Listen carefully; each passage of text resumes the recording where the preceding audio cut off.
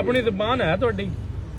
जी है 21 ਲੱਖ ਰੁਪਇਆ ਆਪਣੇ ਮੂੰਹ ਤੋਂ ਆਖਿਆ नहीं मैं को नहीं आखिया ਤੁਸੀਂ ਨਾ ਕਿਹਾ ਵੇ ਸੁਣ ਲਓ मैं तो 20 ਤੁਸੀਂ ਨਾ ਕਿਹਾ ਵੇ ਮੈਂ 50 ਲੱਖ ਜੁਰਮਾਨਾ ਜੱਲਾਂ ਦਾ ਸਾਰੇ ਬੰਦੇ ਪੈ ਸੁਣਦੇ